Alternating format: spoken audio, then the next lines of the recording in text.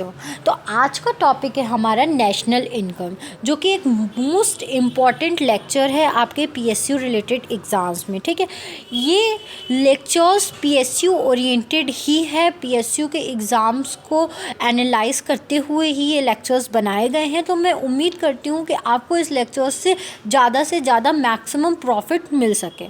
आइए स्टार्ट करते हैं। सबसे पहले नेशनल इनकम चैप्टर पढ़ने से पहले हमें ये पता होना चाहिए कि नेशनल इनकम होता क्या है। तो मैंने एक शॉर्ट डेफिनेशन यहाँ पे दी है जो कि आप पढ़ सकते हो। मैं आपको उसको समझा देती हूँ नेशनल इनकम क्या होता है।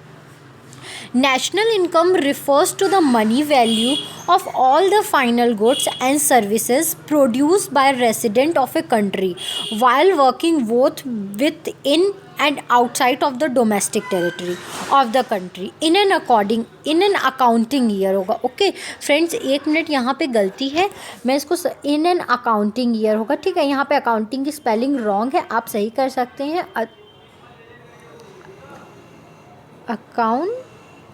Okay, accounting year. तो नेशनल इनकम वो इनकम होता है, वो मनी होता है, वो पैसे होते हैं जो कि हम लोग फाइनल गुड्स या फाइनल सर्विसेज से प्रोड्यूस करते हैं। अब final goods and final services का मतलब यहाँ पे क्या होता है? Final goods and final services का मतलब यहाँ पे होता है कि इसमें कोई भी इंटरमीडिएटरी गुड्स नहीं होते हैं। हम सिर्फ उन गुड्स को अज्यूम करते हैं, उन गुड्स को लेते हैं जिन गुड्स को हम क्या करते हैं, डायरेक्टली क्या करते हैं, कंज्यूम करते हैं, जैसे मिल्क, ब्रेड, बटर, चीज़। ठीक है, अब ये होता है कि इन सब में से भी बहुत से ऐसे गुड्स होते हैं जिनको क्या होता है, फर्दर प्रोडक्शन के लिए भेज दिया जाता है। जैसे मिल्क, अगर मिल्क हम डायरेक्टली कंज्यूम कर लेते हैं तो वो हमारे लिए फाइनल गुड्स है, लेकिन मिल्क अगर जाता है फर्दर प्रोसेसिंग के लिए, चीज़ के लिए या किसी भी चीज़ के लिए, तो वो इंटरमीडिएटरी गुड्स है। तो हम जो भी चीज़ फाइनली कंज्यूम कर रहे हैं या फाइनली रिटेलर के हाथ में आता है कस्टमर्स को बेचने के लिए, तो हम सिर्फ उन गुड्स को क्या करते हैं, अपने नेशनल इनकम लेते हैं। ठीक है, वो गुड्स चाहे कोई भी प्रोड्यूस कर रहा हो, वो रेसिडेंट होना चाहिए इंडिया का। ठीक है, मतलब इंडिया में उसकी सिटीजनशिप तो हो जाता है कि अगर कोई बाहर से भी आया है तो वो अपनी इंडिया की सिटीजनशिप ले लेता है तो वो सिटीज़न हो जाता है, लेकिन रेसिडेंट मतलब उसकी जो बर्थ हुई है वो यहीं पे होनी चाहिए। ठीक है, वो रेसिडेंट होना चाहिए शुरू से। आज वो भले जाके अब्रॉड में काम कर रहा है, लेकिन वो अपनी अब्रॉड की इनकम अगर यहाँ भेज रहा है तो वो क्या होगा, अपनी फैमिली के लिए, या वो अपनी अब्रॉड की इनकम यहाँ यूज़ कर रहा है तो वो क्या होते हैं, वो यहीं की इनकम मानी जाती है। ठीक है, अगर कोई भी रेसिडेंट ऑफ इंडिया है, वो चाहे यहाँ कमा रहा हो चाहे अब्रॉड में कमा रहा हो, हम उसकी इनकम को क्या करते हैं, अपने नेशनल इनकम में काउंट करते हैं। ठीक है, और ये क्या होता है, सिर्फ एक पर्टिकुलर अकाउंटिंग ईयर में ही होता है। ऐसा नहीं है कि हम हर साल नेशनल इनकम काउंट करते हैं, ऐसा नहीं है कि हर 2 साल 3 साल, एक पर्टिकुलर ईयर में नॉर्मल रेसिडेंट जो हमारे फॉरेन में रह रहे हैं और जो यहाँ रह के प्रोड्यूस कर रहे हैं फाइनल गुड्स पे, ठीक है, उन्होंने कितना कमाया, उनके जो मनी वैल्यूज़ हैं, हम उनको ही जोड़ेंगे एक पर्टिकुलर नेशनल ईयर, एक पर्टिकुलर अकाउंटिंग ईयर के नेशनल इनकम को काउंट करने के लिए। ठीक है, तो मैं उम्मीद करती हूँ कि आपको ये समझ में आया होगा। ठीक है, नेशनल में क्या क्या आता है, जब हम नेशनल निकालते हैं कोई भी चीज़, नेशनल इनकम हम जब भी निकालते हैं, कैलकुलेट करते हैं, तो इसमें domestic plus net factors, income from abroad, इसमें हम क्या जोड़ते हैं, देखो इसमें थोड़ा सा लिखने पे मिस्टेक हुई है। ठीक है, यहाँ पे पहली बात तो, वेट अ मिनट, यहाँ पे पहली बात तो ये नेशनल इनकम साथ में होगा। ठीक है, ये साथ का टॉपिक है, ये 2 बार यहाँ पे नहीं होगा, और ये साथ में, यहाँ पे प्लस भी 2 बार नहीं होगा, और ये क्या है, ये साथ में। ठीक है, जब भी हम नेशनल इनकम काउंट करते हैं तो हम उसमें डोमेस्टिक इनकम जो हमारे कंट्री के अंदर हो रही है, या जो भी हमारे रेसिडेंट ऑफ इंडिया हैं जो ब्रॉड में रह के कमा रहे हैं, अब्रॉड में रह के कमा रहे हैं, उनके अगर वो उनकी भी जो भी इनकम्स हैं, हम उनको क्या करते हैं, अपने नेशनल इनकम में काउंट करते हैं। तो हमें नेशनल इनकम निकालने के लिए अपने डोमेस्टिक इनकम और नेट फैक्टर्स फ्रॉम अब्रॉड से जो भी इनकम आ रही है हमारे में, या हमने क्या कर दिया, उनको रेंट, लेबर, जो भी हमारे क्या होते हैं फॉरेन कंट्रीज़ हैं वो हमारे यहाँ आके बिज़नेस करती हैं, तो हम उनको अपने जो लैंड है वो लीज पे देते हैं, या उनसे जो टैक्स लेते हैं, वो सब भी क्या होते हैं, नेट फैक्टर्स होते हैं जो कि हमारे पास अब्रॉड के पैसे आते हैं। ठीक है, वो लोग क्या अब्रॉड के हैं, वो यहाँ के कमा रहे हैं, वो हमको रेंट दे रहे हैं, वेजेस दे रहे हैं, वो हमें इंटरेस्ट दे रहे हैं, ठीक है। तो हम क्या करते हैं, उन सबको भी क्या करते हैं, अपने नेशनल इनकम में काउंट करते हैं, ठीक है। तो मुझे ऐसा लगता है कि आपको नेशनल इनकम का कॉन्सेप्ट समझ में आ गया होगा, ठीक है। अगर आपको नहीं समझ में आया, आप एक बार फिर से वीडियो रिवाइंड करके देखो, क्योंकि जब तक आप नेशनल इनकम नहीं समझोगे आपको फर्दर टॉपिक्स एक्सप्लेन नहीं होंगे, ओके। हम अब आगे मूव करते हैं। अगर आपको इसमें कहीं भी कोई भी प्रॉब्लम होगी तो आप वीडियो रिवाइंड करके देख सकते हो, अदरवाइज मुझे कमेंट सेक्शन में कमेंट करके ज़रूर बताना, मैं उसको बेटर तरीके से आपके लिए एक्सप्लेन करने की कोशिश करूँगी। नेक्स्ट टॉपिक है हमारा national income estimates in India. जो नेशनल इनकम होता है उनका इंडिया में क्या एस्टिमेशन है, ठीक है। According to the national income committee, a national income estimates measure the volume of a committee and, एक मिनट वेट फ्रेंड्स, कॉमोडिटी लिखा है फ्रेंड्स, बीच में मिस्टेक थी, आप लोग सही कर लीजिएगा। According to the national income committee, a national income estimates measures the volume of a commodity and services turn out during an given period counted without duplication, ठीक है। नेशनल इनकम हम तभी काउंट कर पाते हैं, ठीक है। नेशनल कमिटी है, नेशनल इनकम की एक कमिटी बनाई गई है, उस कमिटी के अकॉर्डिंग वो क्या बोलते हैं, हम नेशनल इनकम काउंट क्या करते हैं कि एक with in a time period, ठीक है, एक जो सेट टाइम पीरियड होता है, उस सेट टाइम पीरियड में हम कितना वॉल्यूम ऑफ कमोडिटी या सर्विसेज क्या कर रहे हैं, प्रोड्यूस कर रहे हैं या कंज्यूम कर रहे हैं, ठीक है। तो हम लोग उससे क्या करते हैं, अपने नेशनल इनकम को काउंट करते हैं, और हम इसमें विदाउट डुप्लीकेशन करते हैं। हम एक प्रोडक्ट कभी भी दो बार नहीं काउंट करते हैं। जैसे कि हमारे पास जो भी है, जैसे कि कार है, तो कार हमारे पास फाइनल प्रोडक्ट है, ठीक है। कार में कार की जो वैल्यू है वो हमारे पास फाइनल है, हम उसी की वैल्यू को जोड़ेंगे, नहीं कि अगर उसके एक स्टेप पहले उसने टायर लगाया होगा तो हम टायर को भी लेंगे, नहीं, क्योंकि कार में ऑलरेडी वो चीज़ लगी हुई है, उसका वो जो अगर उस कार का दाम बताया जा रहा है तो हर कुछ जोड़ के बताया जा रहा है, उसमें जो भी लैंड लेबर सर्विसेज लगे सब जोड़ के बताया जा रहा है।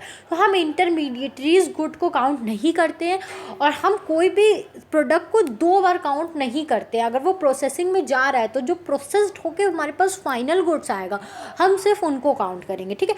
अगर हम हर स्टेप को काउंट करने लगेंगे तो उसमें क्या हो जाएगा, डुप्लीकेशन ऑफ गुड्स हो जाएंगे, डुप्लीकेशन ऑफ प्रोडक्ट्स हो जाएंगे, जिससे हमारी नेशनल इनकम क्या हो सकती है, गलत होने के चांसेस हैं, ठीक है।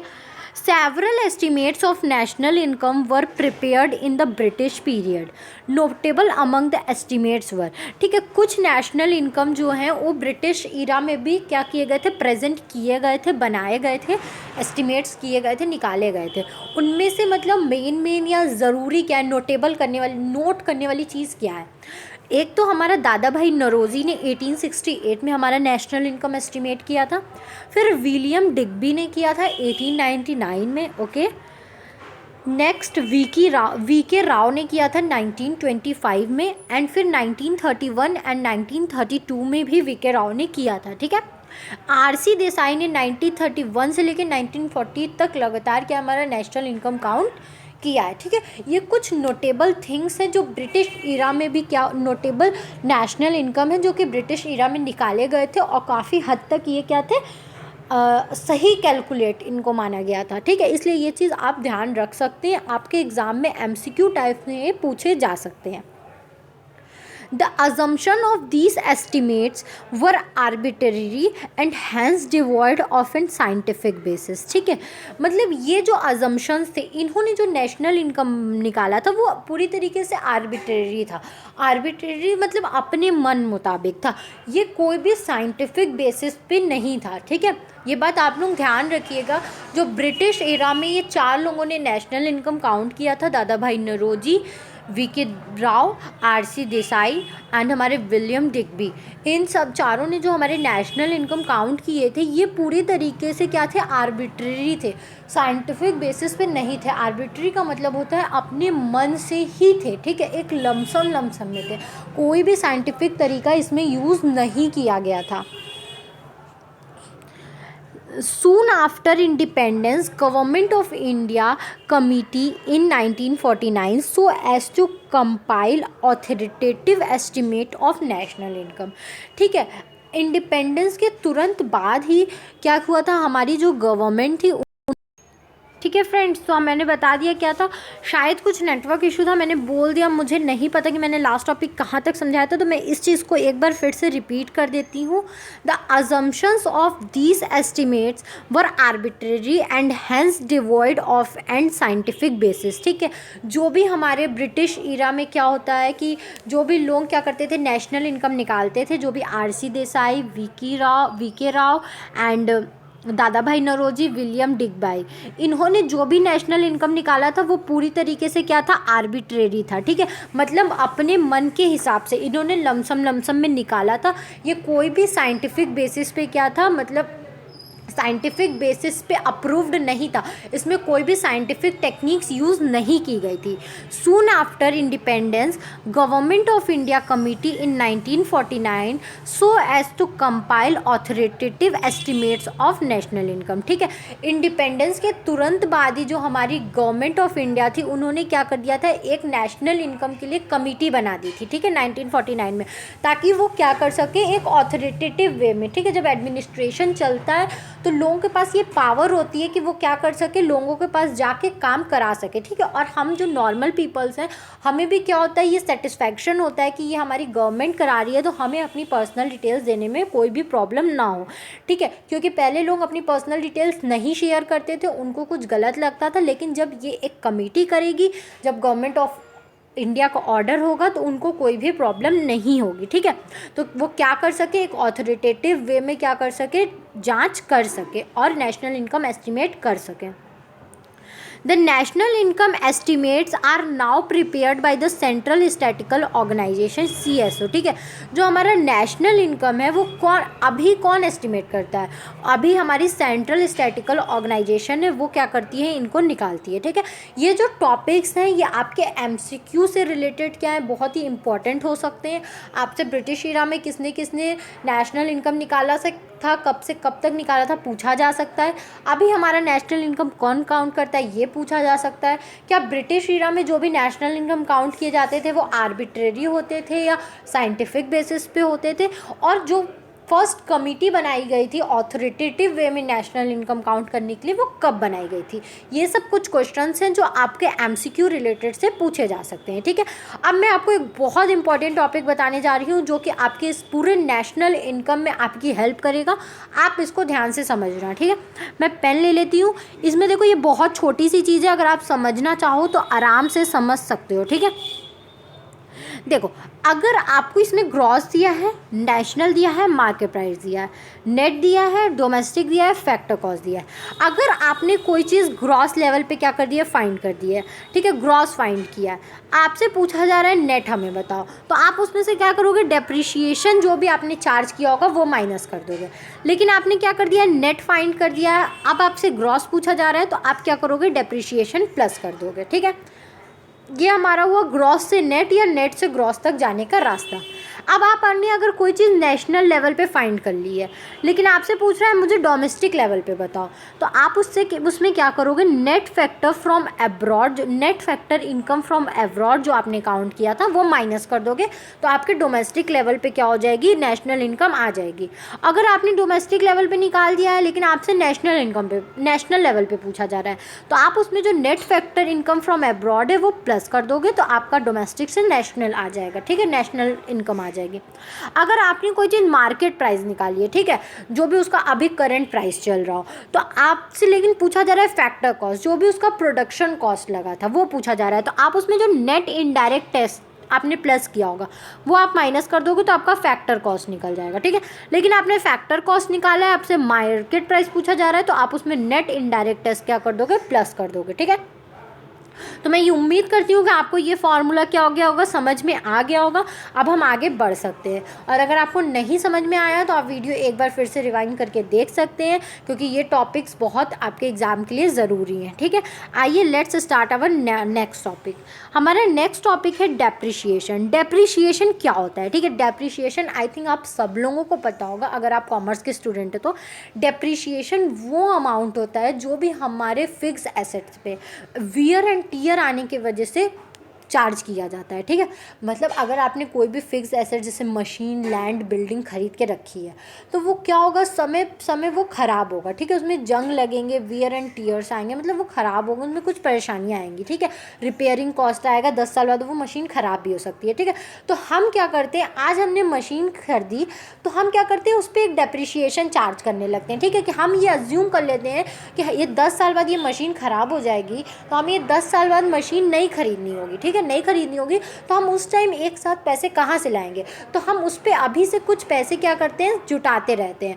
तो उस जो पैसे को हम साइड में जुटाते हैं तो हम उस पर डेप्रिशिएशन चार्ज करते हैं। ठीक है, हमें लगता है कि हम हर महीने या हर साल हम इस पर 15% इस मशीन के लिए सेव कर दें, तो हम उस पर हर साल क्या करेंगे, 15% का डेप्रिशिएशन लगाएंगे। ठीक है, समझ में आया? मतलब हम जो एक अमाउंट कलेक्ट करके रखते हैं उस मशीन को बाद में ख़रीदने के लिए, हम ये अज्यूम करके चलते हैं कि हमने ये फर्नीचर आज ख़रीदा है तो ये 10 साल बाद ख़राब हो जाएगा, तो इसलिए हम उस पर डेप्रिशिएशन काउंट करते हैं। ओके, तो डेप्रिशिएशन यही होता है। जो आपने ऊपर डेप्रिशिएशन पढ़ा, तो मैंने डेप्रिशिएशन का एक मतलब आपको बता दिया। ओके, जैसे कि आपने पढ़ा net factor income from abroad. Net factor income from abroad क्या होता है? ठीक है, तो net factor income from abroad, net factor income receive from abroad minus net income paid to abroad. जब हमें NFA निकालना होता है, ठीक है, ये NFA भी यहाँ पे जो आपने निकाला है ना, ये आप जो प्लस और माइनस करोगे तो इसको निकालने का फॉर्मूला क्या होता है, जितना भी इनकम आपने क्या किया है, अब्रॉड से रिसीव किया है, ठीक है, और जितना इनकम आपने अब्रॉड में पेड किया। अब हमारे घर भी तो कुछ लोग अब्रॉड के आके काम कर रहे हैं, या हमारे भी तो लोग वहाँ जाके काम कर रहे हैं, तो वो लोग भी तो लैंड, लेबर, लीज, इंटरेस्ट दे रहे होंगे। तो जितना हमने रिसीव किया और जितना हमने पे किया, रिसीव वाले में से अगर पेड माइनस कर देंगे तो net income from abroad, net factor income from abroad हमारा निकल के आ जाता है। ठीक है, तो मैं ये उम्मीद करती हूँ कि आपको ये फार्मूला समझ में आया होगा। ठीक है, कुछ भी नहीं है, जैसे कि अब वहाँ के 2 लोग यहाँ के काम कर रहे हैं। ठीक है, वहाँ के ये लोग हम लोग को दे रहे हैं प्रॉफिट। ठीक है, मतलब मान लो ये लोग हमें रेंट दे रहे हैं। ठीक है, रेंट दे रहे हैं 10,000 का, 10,000 का ये हमें रेंट दे रहे हैं। ठीक है, 10,000 का रेंट दे रहे हैं। अब हमारे भी तो 2 लोग जाके अब्रॉड में काम कर रहे हैं, तो वो लोग भी तो रेंट दे रहे होंगे, तो वो लोग मान लो 5,000 का रेंट दे रहे हैं। ठीक है, तो जितना हमने पाया 10,000 में से जब हम 5,000 माइनस कर देंगे तो 5,000 हमारे पास जो बचेगा वही हो जाएगा हमारा net factor income from abroad. Okay, ये मैंने जस्ट एज एन एग्जांपल बताया आपको, ऐसा नहीं, मतलब ऐसा होता है, मतलब इतने कम अमाउंट से नहीं होता है। ठीक है, NIT क्या होता है? अब आपने यहाँ पे क्या पढ़ा, NIT का कॉन्सेप्ट पढ़ा, तो NIT क्या होता है हमारा? NIT हमारा होता है नेट इनडायरेक्ट टैक्स। ठीक है, net indirect tax, net indirect tax क्या होता है? नेट इनडायरेक्ट टैक्स वो टैक्स होता है जो भी हम गवर्नमेंट को क्या करते हैं, पे करते हैं। नेट इनडायरेक्ट टैक्स निकालने का फॉर्मूला क्या होता है इसमें? तो जो भी टैक्स आपने गवर्नमेंट को पे किया, उसमें से जो भी गवर्नमेंट ने आपको सब्सिडीज़ दी, अगर आप उसको माइनस कर देते हो तो आपका नेट इनडायरेक्ट टैक्स निकल के आ जाता है। ओके, फिर देखो यहाँ पे दिया है 2 चीज़ें होती हैं। ठीक है, नेट इनडायरेक्ट टैक्स के लिए 2 चीज़ें होती हैं। यहाँ पे 2 चीज़ें होती हैं नेशनल इनकम की। क्या क्या होती हैं? एक GDP MP होता है, एक GDP FC होता है। GDP क्या होता है? क्या होता है GDP? अभी आपने पढ़ा, कहीं आपको दिखा GDP? GDP क्या होता है? Gross domestic product. ओके, अब ग्रॉस डोमेस्टिक प्रोडक्ट जो होता है, हम उसको हमेशा 2 चीज़ों पे काउंट करते हैं। किस किस चीज़ों पे काउंट करते हैं? एक मार्केट प्राइस MP पे, और एक फैक्टर कॉस्ट, कि उसको प्रोड्यूस करने में कितना कॉस्ट आया। ठीक है, हम हमेशा इनको 2 चीज़ों पे काउंट करते हैं, एक फैक्टर कॉस्ट, एक मार्केट प्राइस। अब मार्केट प्राइस और फैक्टर कॉस्ट में डिफरेंस क्या होता है ये पढ़ लेते हैं। It refers to the market value और to final goods and services produced within domestic territory during an accounting year at inclusive of depreciation. ठीक है, इसमें क्या होता है, ये सारे उस फाइनल गुड्स एंड सर्विसेज की मार्केट वैल्यू होती है, जो अभी उसकी वैल्यू चल रही होती है। ठीक है, जो भी हमारे डोमेस्टिक टेरिटरी के अंदर क्या हुआ है, प्रोड्यूस हुआ है, उनकी मार्केट वैल्यू होती है। ठीक है, और इसमें जो डेप्रिशिएशन होता है वो इंक्लूड होता है, और ये 1 साल के अंदर होता है। ठीक है, एक अकाउंटिंग पीरियड की वो बात कर रहा है। ठीक है, 1 अप्रैल से 31 मार्च तक की बात ये कर रहा है। ठीक है, मार्केट प्राइस मतलब जितने भी गुड्स एंड सर्विसेज हैं उनकी मार्केट में अभी वैल्यू क्या है, जो डोमेस्टिक बाउंड्री के अंदर प्रोड्यूस हुई है, और इसमें क्या है, डेप्रिशिएशन इंक्लूड होता है 1 साल के अंदर अंदर। ठीक है, वो प्राइस को हम लोग बोलते हैं मार्केट प्राइस। अब फैक्टर प्राइस हम लोग किसको बोलते हैं, फैक्टर प्राइस हम लोग बोलते हैं, it refers to the market value of final goods and services produce within the domestic territory during an accounting year calculated at factory cost inclusive of depreciation. ठीक है, इसमें जो भी फैक्ट्री कॉस्ट होता है, उस पर्टिकुलर प्रोडक्ट को बनाने में कितना खर्चा आया, फैक्ट्री में हमने कितना खर्चा दिया, लैंड दिया, रेंट दिया, इंटरेस्ट दिया, उन सब का जब जोड़ते हैं तो क्या होता है, हमारा जीडीपी एट एफसी आता है, फैक्टर कॉस्ट पे आता है। इसमें भी हमारा जो डेप्रिशिएशन होता है वो इंक्लूड होता है। ठीक है, दोनों में डेप्रिशिएशन इंक्लूड होता है, बस इसके फाइनल गुड्स एंड सर्विसेज के दाम जोड़े जाते हैं। इसमें जो हमने फैक्ट्री पे खर्चा किया होता है, उस प्रोडक्ट को प्रोड्यूस करने में जो भी खर्चा किया होता है, लैंड, लेबर, मशीन, ठीक है, इन सब चीज़ों पे हम जो भी खर्चा करते हैं उनको हम लोग बोलते हैं फैक्ट्री को फैक्टर कॉस्ट, और इनको हम लोग बोलते हैं मार्केट प्राइस। ठीक है, नोट, जीडीपी एमपी निकालने के लिए हम क्या करते हैं। ठीक है, जीडीपी एमपी अगर हमें फाइंड करना हो तो हम क्या करेंगे, जीडीपी एमपी फाइंड करने के लिए हमें जीडीपी एफसी, जितने भी ग्रॉस डोमेस्टिक फैक्टर कॉस्ट हैं, और उसमें हम नेट इनडायरेक्ट टैक्स को प्लस कर देते हैं, जो भी टैक्स हमने प्लस किया है। ठीक है, नेट इनडायरेक्ट टैक्स को निकालने का फॉर्मूला हमने देखा।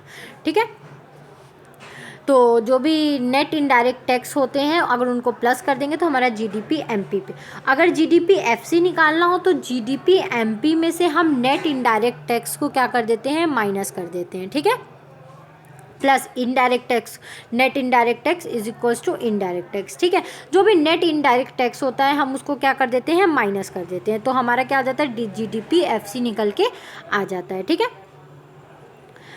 अब हमारा है नेट डोमेस्टिक प्रोडक्ट क्या होता है, एनडीपी। नेट डोमेस्टिक प्रोडक्ट के जो हमारे होते हैं, नेट डोमेस्टिक प्रोडक्ट जो हमारा होता है उसके कितने तरीके के होते हैं, तो वो भी हम लोग हमेशा क्या करते हैं, 2 बेसिस पे ही निकालते हैं। एक हमारा होता है मार्केट प्राइस, एक हमारा होता है फैक्टर कॉस्ट। मार्केट प्राइस को पहले पढ़ते हैं, it refers to a market of final goods and services produce within domestic territory during an accounting year at market exclusive of depreciation. Net domestic product same वही चीज़ होता है, final goods and services के दाम को हम जोड़ते हैं जो भी हमारे डोमेस्टिक टेरिटरी के अंदर हुआ है। ठीक है, एक अकाउंटिंग ईयर के अंदर, लेकिन इसमें डेप्रिशिएशन काउंट नहीं होता है। ठीक है, इसीलिए हम लोग इसको बोलते हैं net domestic product at market price. NDPFC क्या होता है, it refers to the market of final goods and services produce within domestic territory और during an accounting year at FC exclusive of depreciation. ठीक है, इसमें भी जितना हमने फैक्ट्री पे खर्चा किया है एक अकाउंटिंग ईयर के अंदर अपने डोमेस्टिक टेरिटरी के अंदर हम उसको जोड़ते हैं, लेकिन इसमें भी क्या होता है, डेप्रिशिएशन ऐड नहीं होता है। अगर आपसे कोई जीडीपी एंड एनडीपी में डिफरेंस पूछे तो आप बता सकते हो, उसमें डेप्रिशिएशन ऐड होता है, इसमें डेप्रिशिएशन ऐड नहीं होता है। ओके, इसका भी सेम फार्मूला दिया गया है, यहाँ पे कुछ फार्मूले दिए गए हैं। अगर आपको एनडीपी एमपी से एनडीपी एफसी, अगर आपको एनडीपी एमपी निकालना है तो आप क्या कर सकते हो, एनडीपी एफसी और एनआईटी नेट इनडायरेक्ट टैक्स को क्या कर सकते हो, प्लस कर सकते हो। या तो एनडीपी एफसी से अगर आपको एनडीपी एफसी निकालना हो तो आप एनडीपी एमपी से एनआईटी क्या कर सकते हो, प्लस कर सकते हो। ठीक है, वेट अ मिनट फ्रेंड्स, यहाँ पे एक चीज़ गलती है, यहाँ पे भी प्लस की साइन, वेट अ मिनट, यहाँ पे भी क्या हो गई है, हमारी प्लस की साइन लग गई है, जबकि यहाँ पे माइनस होगा और यहाँ पे प्लस होगा, ठीक है। मार्केट प्राइस से फैक्टर कॉस्ट पे जब भी हम जाते हैं तो NIT माइनस ही करते हैं, और फैक्टर कॉस्ट से जब भी हम MP पे जाते हैं तो हम अपना NIT प्लस करते हैं। इसीलिए मैंने फॉर्मूला आपको सबसे पहले बताया था, ठीक है। NIT निकालने का फॉर्मूला क्या होता है, जो भी नेट इनडायरेक्ट टैक्स होते हैं उसमें इनडायरेक्ट सब्सिडीज़ को जब हम माइनस कर देते हैं तो हमारा NIT निकल के आता है, ठीक है। जो भी टैक्स हम गवर्नमेंट को पे कर रहे हैं और जो भी सब्सिडी वो हमें प्रोवाइड कर रही है, तो अपने दिए हुए टैक्स में से उसके दिए हुए सब्सिडी को जब हम माइनस कर देते हैं तो हमारा NIT निकल के आता है, ओके। इसमें इम्पॉर्टेंट कुछ पॉइंट्स है वो देख लेते हैं। क्या है हमारे इम्पॉर्टेंट पॉइंट्स? इम्पॉर्टेंट पॉइंट्स हैं, जब हम क्या करेंगे, GDP फाइंड करेंगे। GDP FC क्या होता है, ठीक है। अब इसमें थोड़ा सा बताया गया है आपको डिटेल में। GDP FC क्या होता है? It refers to a sum total of factor income generated within domestic territory during an accounting in year inclusive of depreciation, ठीक है। GDP FC हमारा वो होता है जिसको हम क्या करते हैं, फैक्टर इनकम, ठीक है। जो भी हमारे लैंड, लेबर, वेजेस, जो भी हमने फैक्ट्री में खर्चा किया है पैसे, उन सब का टोटल होता है, ठीक है। हमारे डोमेस्टिक टेरिटरी के अंदर होता है, एक अकाउंटिंग ईयर में होता है, और इसमें हमारा डेप्रिशिएशन भी क्या होता है, ऐड होता है, ठीक है। NDP FC हमारा क्या होता है, इसको हम लोग डोमेस्टिक इनकम भी बोलते हैं। It refers to a sum total of the factor income generated within the territory और during an accounting year exclusive of depreciation. इसको हम लोग अपना डोमेस्टिक इनकम भी बोलते हैं, ठीक है। और ये भी सम टोटल होता है हमारे फैक्टर इनकम्स का, डोमेस्टिक टेरिटरी के अंदर होता है, एक अकाउंटिंग ईयर में होता है, लेकिन इसमें क्या होता है, डेप्रिशिएशन हमारा ऐड नहीं होता है, ये डेप्रिशिएशन इसमें माइनस होता है, ओके। नेक्स्ट है हमारा फैक्टर इनकम इंक्लूड्स। अब हमने इतने देर से फैक्टर इनकम जो पढ़ रहे हैं, फैक्टर कॉस्ट, फैक्टर इनकम, उसमें क्या क्या आता है, ठीक है। जो भी हमारे फैक्टर इनकम में आता है वो क्या आता है, compensation of employ, rent, interest, profit, ठीक है। जो भी हमने एम्प्लॉयज़ को कंपनसेशन दिया, मतलब उनको सैलरी दी हो, उनको रेंट लिया हो, उनको इंटरेस्ट लिया हो, और प्रॉफिट, ठीक है। ये सब चीज़ें हमारे नेट इनकम में आती हैं। अब हमारा आता है ग्रॉस नेशनल प्रोडक्ट, GNP क्या होता है। ग्रॉस नेशनल प्रोडक्ट को हम लोग फर्दर दो पार्ट में डिवाइड करते हैं। ये दो पार्ट क्या होता है, GNP MP और GNP FC।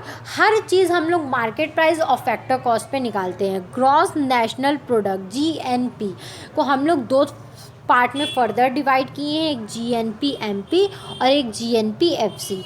GNP क्या होता है, जब हमें GNP निकालना हो तो हम GNP MP plus net factor income from abroad को क्या करते हैं, जोड़ते हैं, ठीक है।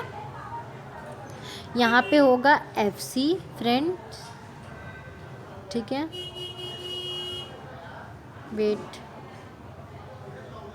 यहाँ पे FC होगा और यहाँ पे क्या होगा, MP, ठीक है। जब भी हमें GNP FC निकालना होता है तो हम GDP MP प्लस NFIA करते हैं, और जब हमें GNP MP निकालना हो तो हम GNP FC माइनस क्या करते हैं, NFA, ठीक है। क्योंकि हम लोग जब भी मार्केट प्राइस से फैक्टर कॉस्ट पे जाते हैं, NFIA क्या करते हैं, माइनस करते हैं, और जब भी हम GNP FC से फैक्टर कॉस्ट से हम क्या करते हैं, मार्केट प्राइस पे जाते हैं, हम NFA प्लस करते हैं, ठीक है। यहाँ पे थोड़ी सी मिस्टेक है, यहाँ माइनस का साइन होगा और यहाँ पे क्या होगा, FC, और यहाँ पे क्या होगा, MC, ठीक है। मैं इसको कट कर दे रही हूँ, आप लोग ध्यान दे दीजिएगा, ठीक है।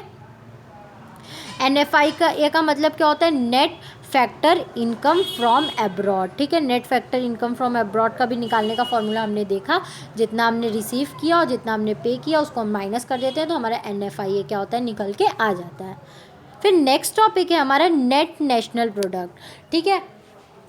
नेट नेशनल प्रोडक्ट क्या होता है हमारा, NNP। अब इसको भी हमने फर्दर दो पार्ट्स में डिवाइड किया है।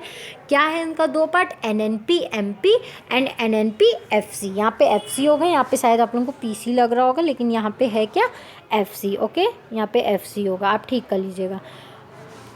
जो हमारा NNP-FC होता है हम लोग उसको नेशनल इनकम बोलते हैं, ये चीज़ ध्यान रखिएगा, ठीक है। मेन नेशनल इनकम जो हमें NNP-FC निकल के आता है उसी को हम लोग नेशनल इनकम बोलते हैं, ओके। अब हमारे NNP-MP निकालना हो तो हम क्या करते हैं, NNP, यहाँ पे NN होगा, NNP MP में क्या करते हैं, NFIA क्या करते हैं, प्लस करते हैं, ठीक है।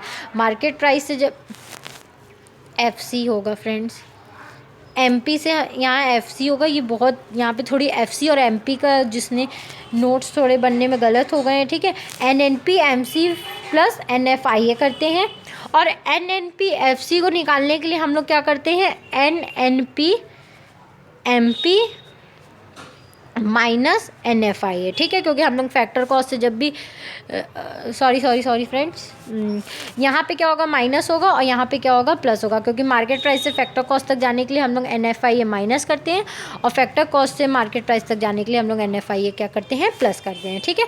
तो यहाँ पे माइनस होगा, यहाँ पे प्लस होगा, ओके।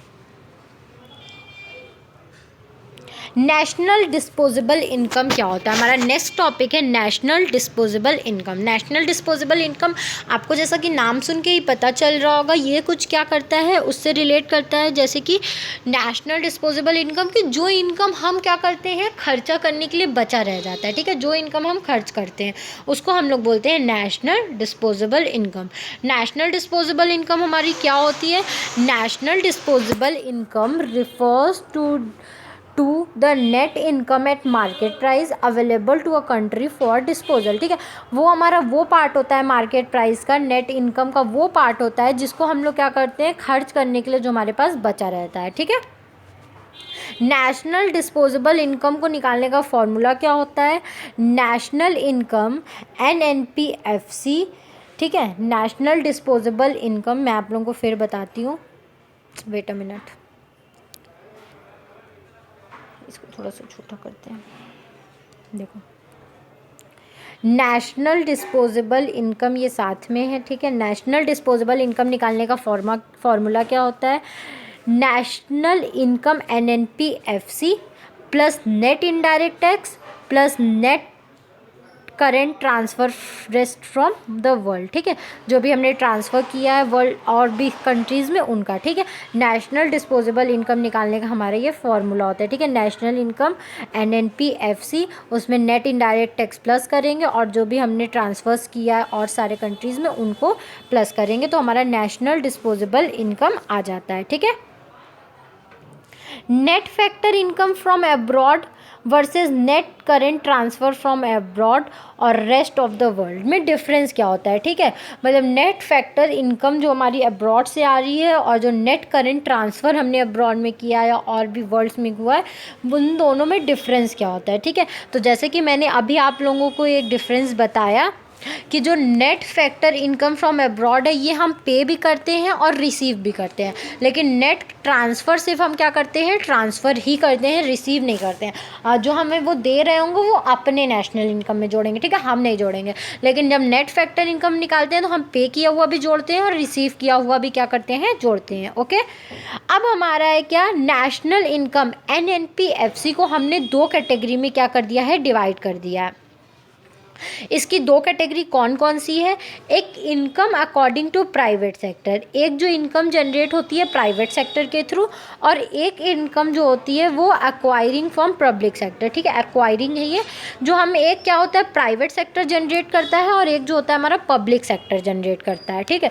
तो आइए अब इन दोनों को देख लेते हैं। तो जो हमारा प्राइवेट सेक्टर जनरेट करता है तो इसमें हम लोग कैसे निकालते हैं, इसमें जो भी हमारा अनडिस्ट्रीब्यूटेड प्रॉफिट होता है, जैसे जो प्रॉफिट का पार्ट हम क्या करते हैं, नहीं बांटते हैं लोगों को, उसको माइनस कर देते हैं। और इसमें और क्या माइनस करते हैं, जो भी हमारा कॉरपोरेट टैक्स होता है हम उसको माइनस कर देते हैं। तो इसमें हमारा पर्सनल इनकम निकल के आ जाता है। जब हम इन दोनों चीज़ को माइनस करेंगे तो हमारी जो पर्सनल इनकम है वो निकल के आ जाती है, ठीक है। पर्सनल इनकम में से हम क्या माइनस करेंगे कि हमारी पर्सनल डिस्पोजेबल इनकम आ जाए, तो इसमें से हम क्या माइनस करते हैं, डायरेक्ट पर्सनल टैक्स जो भी हमने पे की हो, ठीक है। अब मिसलिनियस फ़ीस और या fine paid by house hold, जैसे कि आप जा रहे हो आपका चालान कट गया या कोई भी फ़ीस टोल टैक्स ये सब आप पे करो, उसको आप माइनस कर दोगे तो आपके पास पर्सनल डिस्पोजेबल इनकम आ जाएगी जो आपके पास खर्च करने के लिए रेडी हो, ठीक है। मतलब ये क्या था, पूरा प्राइवेट सेक्टर कि एक प्राइवेट सेक्टर अगर कमा रहा है तो वो क्या क्या माइनस करेगा एट लास्ट कि उसके पास जो खर्च करने वाली इनकम हो वो बची रह जाए, ठीक है। तो अगर जब वो फंड में है तो जो अपने प्रॉफिट है वो जो अनडिस्ट्रीब्यूटेड प्रॉफिट है उसको पहले पहले हटा देगा, जो भी उसने कॉर्पोरेट टैक्स पे किया होगा उसको हटा देगा, ठीक है। फिर उसके पास पर्सनल इनकम आएगी, जो उसने कमाया, उस कमाई में से वो जो direct personal tax, income tax, ये सब पे किया, कॉर्पोरेट टैक्स जैसे कि आप लोग जानते हैं फॉर्म पे होता है, वो इनकम टैक्स क्या करेगा, जितना कमा रहा है उस पर पे करेगा। और मिसलिनियस फीस मतलब जो भी आप फाइन या कुछ पे कर रहे हो, तो वो after deducting all these things you can find your personal disposable income, और private sectors find their personal disposable income, okay. फिर हमारा पब्लिक सेक्टर। पब्लिक सेक्टर क्या करती है, पब्लिक सेक्टर में भी हम लोग दो तरीके से काउंट करते हैं, एक income from property and entrepreneurship, एक जो हमें डायरेक्ट इनकम होती है प्रॉपर्टी टैक्स या इंटरप्रेन्योर से लेकर जो कॉर्पोरेट टैक्स होती है उससे गवर्नमेंट को रिसीव होती है। दूसरा क्या होता है, saving of non wait a minute, saving from non departmental enterprise, ठीक है। इन दोनों से जो हमें इनकम आती है वो होती है पब्लिक सेक्टर की इनकम, ठीक है। अब देखते हैं प्राइवेट, ठीक है, मतलब इनकम फ्रॉम जो सेविंग्स उनको होती है, ठीक है, जो भी नॉन मतलब इंटरप्राइज से उनको पैसे मिलते हैं, फाइन्स मिल गए, ये सब मिल गए, ठीक है, टैक्स मिल गया, टोल टैक्स हो गया, फाइन जो भी हो गया, उन सब से जो भी पैसे मिलते हैं, तो प्राइवेट सेक्टर को दो तरीके से पैसे आते हैं, ठीक है। जो भी उनको एक तो डायरेक्टली टैक्स मिलता है, जो उनको एक इनडायरेक्ट तरीके से पैसे आते हैं, मतलब फाइन्स ये सब, उस तरीके से, ठीक है। तो यहाँ पे आपको एक शॉर्ट समरी बना दी गई है। प्राइवेट इनकम, ठीक है, प्राइवेट इनकम में से अगर पर्सनल इनकम आप माइनस करेंगे तो आपके पास आ जाएगा पर्सनल डिस्पोजेबल इनकम, ठीक है। आप जो कमा रहे हैं उसमें से अपनी पर्सनल इनकम को भी जब माइनस कर देंगे तो आपके पास आ जाएगा पर्सनल डिस्पोजेबल इनकम, वो पैसे जो आप खर्च करने के लिए रेडी हो आपके, वो पूरे तरीके से, ठीक है, उस पर गवर्नमेंट की कोई भी अथॉरिटी नहीं है। नेक्स्ट हमारा क्या है, per capita income. Per capita income क्या होता है, per capita income is a traditionally taken as index और measures of economic welfare and economic development, ठीक है। पर कैपिटा इनकम को हम लोग क्या करते हैं, हम लोग इसको इस तरीके से लेते हैं कि हम लोग इसको इकोनॉमिक वेलफेयर या इकोनॉमिक डेवलपमेंट के लिए काउंट करते हैं, ठीक है, इसलिए इसको बोला जाता है पर कैपिटा इनकम। इसको हम लोग काउंट ही ऐसे करते हैं कि इसको हम लोग वेलफेयर या डेवलपमेंट के लिए यूज़ करेंगे उस इनकम को, ठीक है। पर कैपिटा इनकम निकालने का फॉर्मूला क्या होता है, नेशनल इनकम, ठीक है, जो भी हमारी नेशनल इनकम हो upon population of the country, मतलब जो भी हमारा नेशनल इनकम आया है हम उसको किस तरीके से डिवाइड करेंगे पूरे पॉपुलेशन में कि वो सबके वेलफेयर और इकोनॉमिक डेवलपमेंट के लिए बेनिफिशियल हो, ठीक है। तो पर कैपिटा इनकम निकालने का हमारा फॉर्मूला ये होता है, ठीक है। अब जैसे कि आप पूछोगे कि मैं यहाँ पे लिख दी हूँ कि अगर पर कैपिटा इनकम क्या हो रहा है, किसी भी कंट्री का बढ़ रहा है, यानी उसके स्टैंडर्ड ऑफ लिविंग भी क्या हो रहे हैं, बढ़ रहे हैं, मतलब वो देश अच्छा ग्रो कर रहा है। और अगर पर कैपिटा इनकम डिक्रीज़ हो रहा है तो मतलब उसके जो कंट्री के स्टैंडर्ड ऑफ लिविंग है वो भी क्या हो रहा है, घट रहा है, ठीक है। पर कैपिटा इनकम का बढ़ना वहाँ के लिए अच्छा माना जाता है, ठीक है। फिर है हमारा real income and normal income. Real income और नॉर्मल इनकम, नॉमिनल इनकम होगा, ठीक है। यहाँ पे फ्रेंड्स गलती है, नॉमिनल इनकम होगा, यहाँ पे आप लोग सही कर लीजिएगा, नॉमिनल इनकम, ठीक है। Real income is that income which is calculated using current year prices. Real national income वो इनकम होती है जिसको हम लोग क्या करते हैं, करंट ईयर प्राइस पे कैलकुलेट करते हैं, ठीक है। इसको हमेशा रियल नेशनल इनकम को हम लोग जो भी करंट प्राइस चल रहा होगा उस पर कैलकुलेट करेंगे, ठीक है, कि 200 रुपये अभी चल रहा है तो 200 रुपये में कितनी यूनिट प्रोड्यूस हुई, ठीक है। और एग्जाम्पल नॉमिनल यहाँ पे दिया है नॉमिनल इनकम, ठीक है। फॉर एग्जांपल एक मिनट में हटा दीजिए, नॉमिनल इनकम को हमेशा बैड इंडिकेटर माना गया है, ठीक है।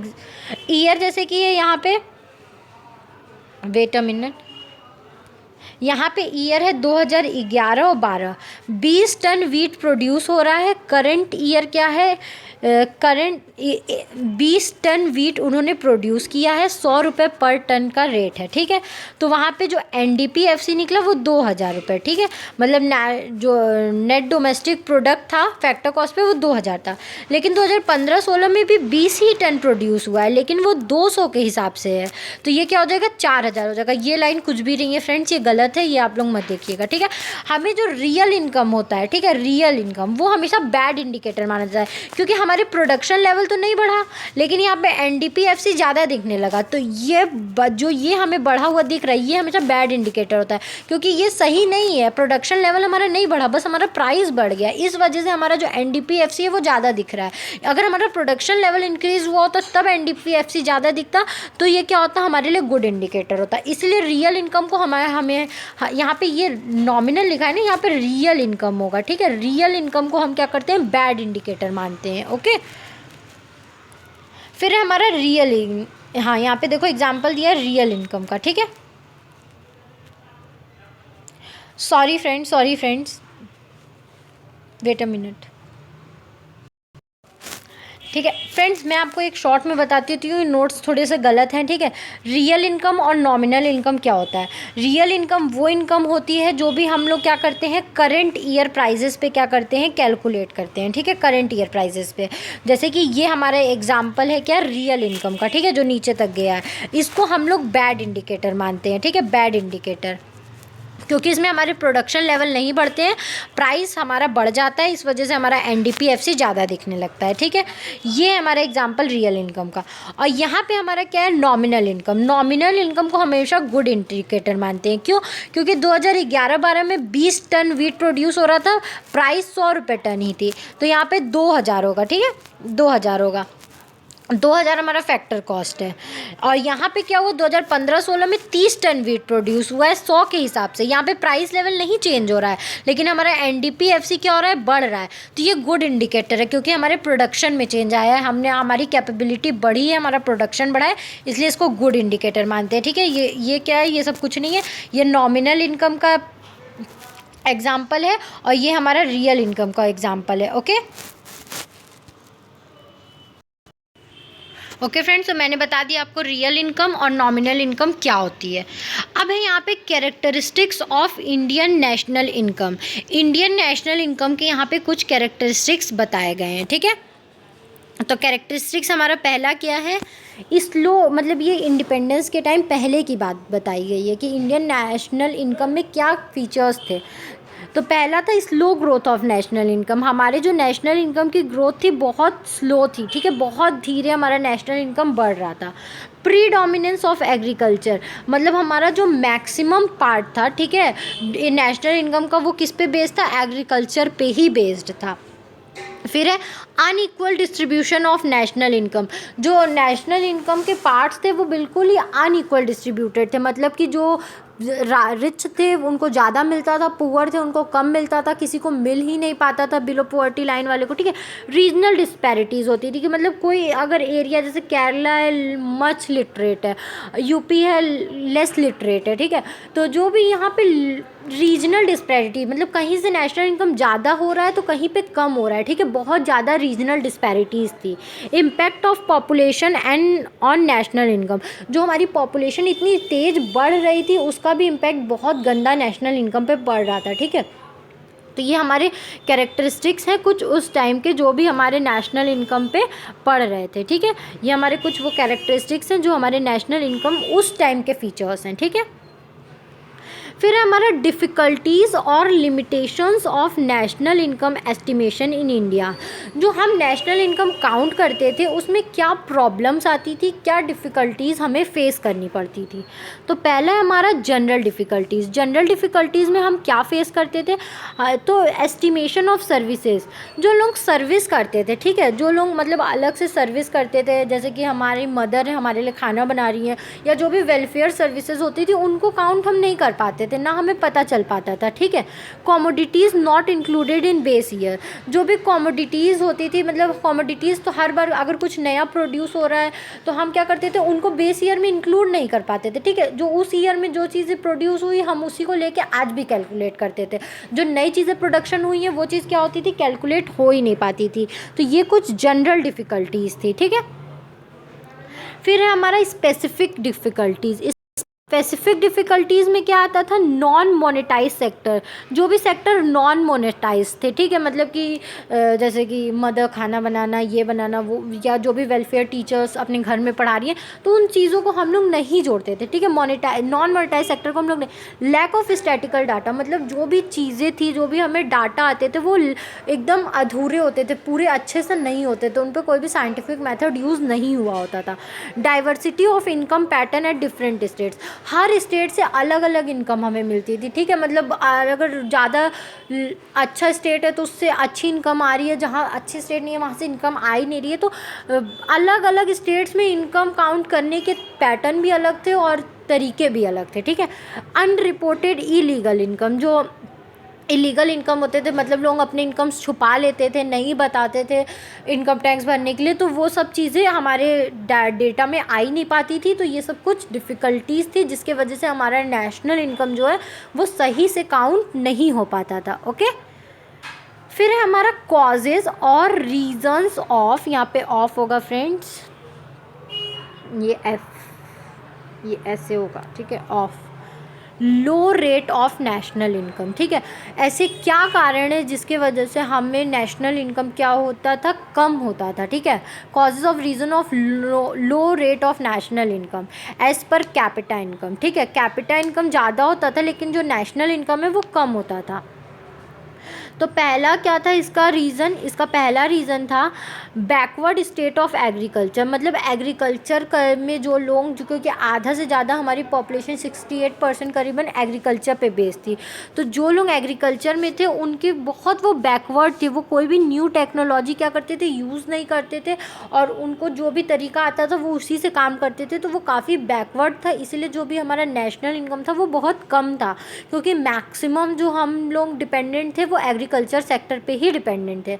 लैक ऑफ कैपिटल, यहाँ पे कैपिटल की इतनी कमी थी कि अगर कोई कुछ नया बिजनेस स्टार्ट करना चाहता है तो उनको कैपिटल उनके पास नहीं होता था, तो हमारे पास इंटरप्रेन्योरशिप की कमी थी। इंटरप्रेन्योरशिप जब तक नहीं होगा तब तक हमारे देश का नेशनल इनकम प्रॉफिट मैक्सिमाइजेशन ज़्यादा नहीं होगा, तो हमारे नेशनल इनकम भी ज़्यादा नहीं बढ़ेगा। स्लो ग्रोथ ऑफ इंडस्ट्रियलाइजेशन, जो हमारा इंडस्ट्रीज़ था वो बहुत स्लो था, बहुत कम था, और उसकी ग्रोथ भी काफ़ी कम थी। ओके, पॉपुलेशन ग्रोथ, जो पॉपुलेशन थी वो इतनी ज़्यादा बढ़ रही थी कि क्या उसके वजह से नेशनल इनकम हमारा समझ में ही नहीं आता था, ठीक है। नेशनल इनकम थोड़े लेवल पे बढ़ता था तो पॉपुलेशन लेवल बहुत ज़्यादा बढ़ जाता था।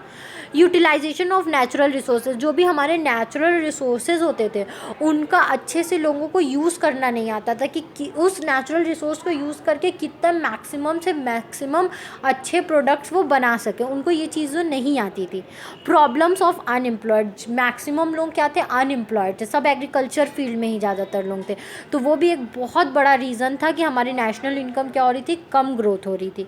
Lack of means of transport and communication, जो भी हमारी ट्रांसपोर्टेशन फैसिलिटी थी और कम्युनिकेशन फैसिलिटी थी वो बहुत मतलब रिजिड थी, मतलब बहुत ही मतलब अच्छी नहीं थी। हम एक जगह से दूसरे जगह कमोडिटी पहुंचाने में हमें काफ़ी टाइम लगता था, अच्छे से बातचीत नहीं थी, तो इस वजह से हमारी जो नेशनल इनकम थी वो थोड़ी सी इफ़ेक्ट करती थी, अच्छी नहीं थी। ओके, फिर हमारा methods of calculating national income, जो हम मेथड्स है, क्या क्या मेथड्स हम यूज़ करते हैं किसी नेशनल इनकम को काउंट करने के लिए। तो यहाँ पे हमारे पास 3 मेथड्स हैं जिससे हम क्या करते हैं, नेशनल इनकम काउंट करते हैं। पहला हमारा प्रोडक्ट मेथड, दूसरा हमारा इनकम मेथड, तीसरा है हमारा एक्सपेंडिचर मेथड, ठीक है, एक्सपेंडिचर मेथड। तो ये 3 मेथड से हम कैसे नेशनल इनकम काउंट करते हैं, अब हम एक एक करके इसको पढ़ेंगे। ओके, प्रोडक्ट यहाँ पे देखिए फ्रेंड्स, यहाँ पे प्रोडक्ट मेथड और वैल्यू एडेड मेथड है। आप लोग जब नोट्स बनाएंगे तो इसको ध्यान रखिएगा। प्रोडक्ट मेथड को हम लोग वैल्यू एडेड मेथड भी बोलते हैं। अब है हमारा प्रोडक्ट मेथड और वैल्यू एडेड मेथड को थोड़े डीप में पढ़ते हैं। ओके, तो प्रोडक्ट मेथड और वैल्यू एडेड मेथड हमारा क्या होता है। Product method or value added method is that which measures the national income in terms of value addition by each producing enterprise in the economy during an accounting year। ठीक है, मतलब इसमें क्या जोड़ा जाता था कि हर एक यूनिट के बाद, ठीक है, हर एक यूनिट के बाद उसमें कितना वैल्यू एडिशन हो रहा है, ठीक है, उस वैल्यू एडिशन को जोड़ के हम लोग क्या करते थे, एक अपना नेशनल इनकम फाइंड करते थे। ठीक है, जैसे कि एक फार्मर वीट बेचा 200 का, ठीक है, लेकिन उसको इंडस्ट्रीज़ ने लेके उसका क्या कर दिया, उसका फ्लोर बना दिया। ठीक है, फ्लोर बना दिया, तो उस फ्लोर में 200 का वीट लिया, फ्लोर बना के उसने क्या किया, 600 का बेचा, तो इसमें क्या हुआ, 400 रुपये का वैल्यू एडिशन हुआ। तो इस वैल्यू एडिशन को जोड़ के हम क्या करेंगे, क्योंकि उसका फाइनल गुड 600 का तैयार हुआ, उसका कॉस्ट ऑफ प्रोडक्शन 200 का था, तो उसने क्या किया, 400 रुपये जो उसमें ऐड हुआ, इस एडिशन को लेके हम लोग क्या करते थे, अपना नेशनल इनकम फाइंड करते थे। ठीक है, gross value added at MP और gross value added of FP. Gross value added at market price जब हमें निकालना हो तो हम लोग क्या करते थे, value of output minus value of intermediate consumption. ठीक है, जब हमें मार्केट प्राइस पे निकालना हो तो जो भी उसके आउटपुट निकला है उसमें से जब हम इंटरमीडिएट जो भी हमने कंजप्शन किया उसको माइनस कर देंगे तो हमें वो फैक्टर कॉस्ट यहाँ पे होगा। जब हमें फैक्ट्री कॉस्ट उसका निकालना हो, जब जैसे हमें 600 पे से वापस 200, तो ये हमारा बीच का प्रोडक्शन 400 था, तो हम क्या करेंगे, ये एमपी है, ये एफसी है, ये इंटरमीडिएट है, ये एफसी है, जब हमें इस पे से इस पे जाना होगा तो हम इसमें से इसको माइनस कर देंगे तो ऑटोमेटिकली ये निकल के आ जाएगा। ठीक है, तो value of output minus value of intermediate consumption को हम माइनस करेंगे तो हमारा फाइनल क्या हो जाएगा, जो ग्रॉस वैल्यू एडेड है वो आ जाएगा। ठीक है, वैल्यू ऑफ आउटपुट कैसे निकालेंगे, वैल्यू ऑफ आउटपुट निकालेंगे हम जितना हमने सेल्स किया प्लस चेंज इन स्टॉक। ठीक है, डेल्टा स्टॉक मतलब change in stock. Change in stock कैसे निकालेंगे, closing stock minus opening stock. ठीक है, जो भी हमारा क्लोजिंग स्टॉक है उसमें ओपनिंग स्टॉक माइनस कर देंगे तो हमारा आ जाएगा जीवीपी एंड एमपी। जब ग्रॉस वैल्यू प्रोडक्ट हमें एमपी पे निकालना होगा तो हम क्या करेंगे, मतलब इसको एक शॉर्ट में बताया गया, sales plus closing stock minus opening stock minus intermediate consumption. अगर हमें ये डायरेक्ट निकालना होगा तो हम ये फॉर्मूला यूज़ करेंगे, अदरवाइज हम इतने लंबे प्रोसेस से आ सकते हैं। ठीक है, नेशनल इनकम एनएनपीएफसी जब हमें निकालना होगा तो हम क्या करेंगे। ठीक है, तो इसमें हम करेंगे कि जो हमारा जीडीपी एमपी है, जब हमें एनएनपीएफसी पे जाना हो, ठीक है, एनएनपीएफसी पे जाना हो तो हम क्या करेंगे, जीडीपी एमपी में से डेप्रिसिएशन माइनस करेंगे, उसमें net factor income from abroad plus करेंगे और माइनस करेंगे नेट इनडायरेक्ट टैक्स। ठीक है, नेट इनडायरेक्ट टैक्स हम माइनस करेंगे तो हमारा एनएनपीएफसी निकल के आ जाएगा, जिसको हम लोग बोलते हैं नेशनल इनकम। दूसरा मेथड है हमारा इनकम मेथड। अब इनकम मेथड हमारा क्या होता है, अकॉर्डिंग टू इनकम मेथड हमारा क्या होता है, according to this method national income is measured in terms of factor payment to owned of factors of production during an accounting year. ठीक है, इनकम मेथड वो होता है कि जितने भी फैक्टर्स पेमेंट हमें मिलते हैं, ठीक है, जितने भी फैक्टर्स पेमेंट जैसे कि लैंड, लेबर, वेजेस, ठीक है, प्रॉफिट, ये सब जो भी होता है हम इन सब को काउंट करके एक अकाउंटिंग ईयर के अंदर हम उससे क्या करते हैं, अपना क्या करते हैं, नेशनल इनकम फाइंड करते हैं। National income is sum of factor income generated within domestic territory of a country along with net factor income from abroad. ठीक है, नेशनल इनकम क्या होता है, फैक्टर इनकम जितने भी जनरेट हुए हमारे डोमेस्टिक टेरिटरी के अंदर और जितने भी net factor income from abroad से आए उन सब को जोड़ के क्या होता है, हमारा नेशनल इनकम मिलता है हमें। ठीक है, एनएनपीएफसी निकालने के लिए हम क्या करते, एनडीपी, वेट अ मिनट, जो हमारा पेन ले लूँ, जो हमारा एनएनपी होगा यहाँ पे, एनएनपी एमपी होगा। ठीक है, एनएनपी एमपी अगर हमें निकालना हो तो हम करेंगे एनडीपीएफसी प्लस एनएफआईए। ठीक है, एनएनपीएफसी हमें एमपी निकालना हो तो हम उसमें क्या करेंगे, एनएनपीएफसी प्लस एनएफआईए करेंगे। एनएफआईए निकालने का फॉर्मूला क्या होता है, net income receive from abroad minus factor income paid to abroad. Okay, फिर हमारे यहाँ पे एनडीपीएफसी, NDPFC, ठीक है। NNP होगा यहाँ पे भी फ्रेंड्स, यहाँ पे NNPFC होगा और यहाँ पे यहाँ पे NNPMP होगा, यहाँ पे NNPFC होगा, ठीक है। फिर है हमारा NDPFC, जो भी हमारा डोमेस्टिक इनकम होता है, उसको हम लोग कितने पार्ट में बांटे हैं, तो उसको हम लोग 3 पार्ट में बांटे हैं, ठीक है। एक होता है कंपनसेशन ऑफ एम्प्लॉयज़, दूसरा होता है ऑपरेटिंग सरप्लस और तीसरा होता है mixed income. Compensation of employees में जो भी हम उनको वेजेस दे रहे हैं, सैलरीज दे रहे हैं कैश में, और है हमारा जो हम उनको क्या दे रहे हैं, पेमेंट इन काइंड्स में मतलब हम उनको रहने की जगह दे दिए या कहीं का टूर प्लान दे दिए, तो वो सब। Employees contribution to social security, जो भी एम्प्लॉयर्स होते हैं वो सोशल सिक्योरिटी के लिए अगर कुछ कंट्रीब्यूट कर रहे हैं तो वो भी हमारा इसी में आता है। और पेंशन और रिटायरमेंट जो उनको मिल रहा है वो भी क्या होता है, इसी में आता है, ठीक है। और ऑपरेटिंग सरप्लस क्या होता है हमारा, ऑपरेटिंग सरप्लस होता है जो भी हमें रेंट मिल रहा है, इंटरेस्ट मिल रहा है या प्रॉफिट, या जो हम पे कर रहे हैं या जो हमें मिल रहा है, वो ये तीनों चीज़ इसमें आती हैं। मिक्स्ड इनकम वो होते हैं जो भी छोटे मोटे इनकम होते हैं, जो भी अपना खुद का काम करते हैं, जैसे ठेले वाले, हॉकर्स, स्ट्रीट पे जो काम कर रहे हैं वो सब, ठीक है, उनकी इनकम को हम लोग मिक्स्ड इनकम बोलते हैं। तो हमने NDPFC को ये 3 पार्ट में क्या किया है, बांटा है, ठीक है।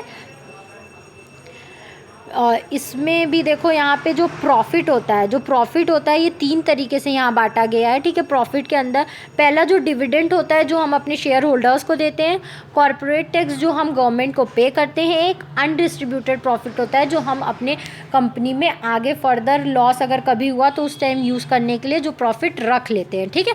तो प्रॉफिट को भी ये 3 पार्ट में बांटा गया है।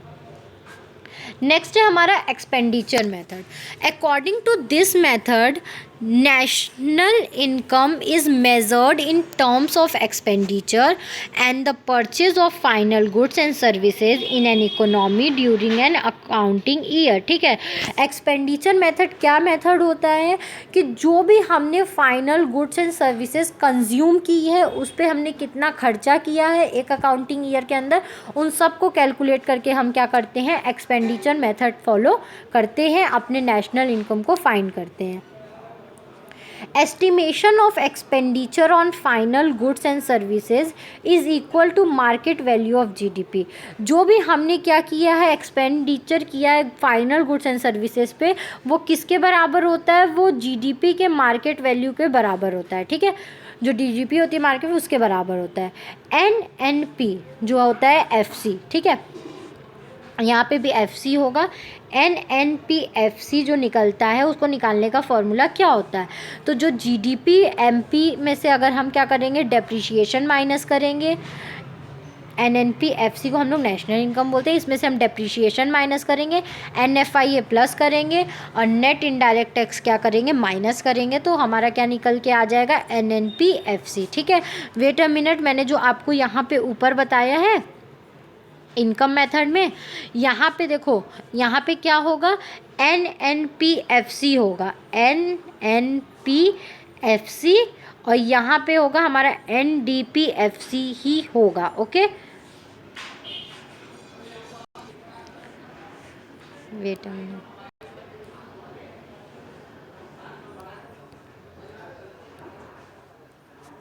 यहाँ पे हमारा होगा NDPMP, ओके। फिर है हमारा जैसे कि निकल आया, ठीक है, इसमें हमने बता दिया, और फिर इसमें वही दिया NFI निकालने का formula, net factor income receive from abroad minus factor income paid to abroad, NIT indirect taxes minus subsidy, जब आप करोगे तो आपका NIT निकल के आ जाएगा। फिर हमारा GDP MP को हमने कितने पार्टों में बांटा है, थ्रू एक्सपेंडिचर, ठीक है। तो इसको हमने बांटा है प्राइवेट फाइनल कंजप्शन एक्सपेंडिचर, कि जो प्राइवेट लोग हैं वो फाइनल कंजप्शन में कितना खर्च कर रहे हैं, जो गवर्नमेंट की फाइनल कंजप्शन है, ठीक है, गवर्नमेंट की जैसे सैलरी देना, रोड बनवाना, उनकी जो फाइनल कंजप्शन है उस पर कितना खर्चा हो रहा है। और फिर है जो इन्वेस्टमेंट एक्सपेंडिचर, जैसे कि वो कुछ फिक्स इन्वेस्टमेंट करो या इन्वेंट्रीज इन्वेस्टमेंट करो, उस पर कितना खर्चा हो रहा है। और नेट एक्सपोर्ट्स, ठीक है, नेट एक्सपोर्ट्स हम लोग कैसे निकाल पाते हैं, हम लोग नेट एक्सपोर्ट्स निकालते हैं इंपोर्ट माइनस एक्सपोर्ट्स को ठीक है, यहाँ पे एक्सपोर्ट माइनस इंपोर्ट, ठीक है, इम्पोर्ट माइनस एक्सपोर्ट, ठीक है। ये एक्स और एम इसका फॉर्मूला है, क्योंकि ये इकोनॉमिक्स है, यहाँ पे टर्म्स यही होते हैं। एक्स और आई आप नहीं यूज़ कर सकते, यहाँ पे एम इम्पोर्ट के लिए यूज़ किया गया है और एक्स एक्सपोर्ट के लिए यूज़ किया गया है, ठीक है।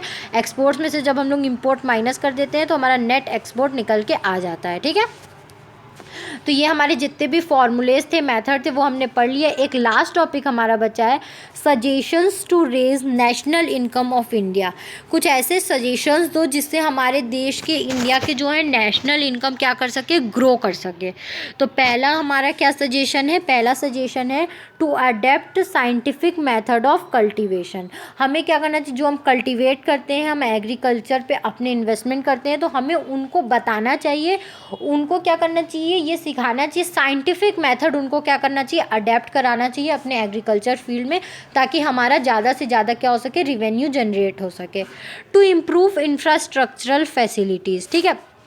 कुछ इंफ्रास्ट्रक्चरल फैसिलिटीज़ होती हैं, जो भी हमारे ट्रांसपोर्ट या कम्युनिकेशन सिस्टम है, वो अगर ख़राब है या रोड ख़राब है, तो उनको क्या करना चाहिए, इम्प्रूव करना चाहिए। Through increase in rate of investment, हमें क्या करना चाहिए, अपने इंडिया में ज़्यादा से ज़्यादा क्या करना चाहिए, इन्वेस्टमेंट करनी चाहिए, ठीक है, ताकि लोग ज़्यादा से ज़्यादा कमा सकें। थ्रू बैलेंस्ड रीजनल ग्रोथ, जो रीजनल डिस्पैरिटीज़ है, मतलब कहीं से कुछ आ रहा है, उसको ख़त्म करके हमें हर जगह को क्या करना चाहिए, इक्वल बनाना चाहिए। प्रॉपर यूटिलाइजेशन ऑफ रिसोर्सेज, जो भी हमारे नेचुरल रिसोर्सेज हैं उनका हमें प्रॉपर वे में क्या करना चाहिए, यूटिलाइज़ करना चाहिए, ठीक है। और फिर अपग्रेडेशन ऑफ टेक्नोलॉजी, जो हम लोग आउटडेटेड टेक्नोलॉजी यूज़ कर रहे हैं, उस टेक्नोलॉजी को हमें अपग्रेड टाइम टू टाइम करते रहना चाहिए, ताकि लोग ज़्यादा अवेयर हो सकें, प्रोडक्शन ज़्यादा बढ़े, सप्लाई ज़्यादा हो, तो हमारी नेशनल इनकम ज़्यादा हो। डेवलपमेंट ऑफ फॉरेन ट्रेड्स, हमें फॉरेन ट्रेड भी करने चाहिए, ठीक है, क्योंकि जब हम फॉरेन ट्रेड करते हैं, फॉरेन करेंसी हमारे पास आती है, तो उसकी वैल्यू ज़्यादा होती है। Social equity through equitable distribution of income and wealth, हमें एक सोशल इक्वली बना के रखना चाहिए, ठीक है, ताकि हमें अपने इनकम और जो भी नेशनल इनकम और नेशनल वेल्थ है, उसके जो डिवीज़न है वो बराबर इक्वल हो सके, ठीक है, उसमें कहीं भी कोई गड़बड़ ना हो सके। Population control measure should be made effective, हमें क्या करना चाहिए, अपने पॉपुलेशन को कंट्रोल करने के लिए, कुछ इफ़ेक्टिव वे से कंट्रोल करने के लिए कुछ हमें स्टेप्स लेने चाहिए, ताकि हमारे जो पॉपुलेशन कंट्रोल है वो अच्छे से हो सके, ठीक है, ताकि ज़्यादा पॉपुलेशन ना बढ़े, जिसके वजह से हमारी नेशनल इनकम क्या हो सके, ग्रो हो सके।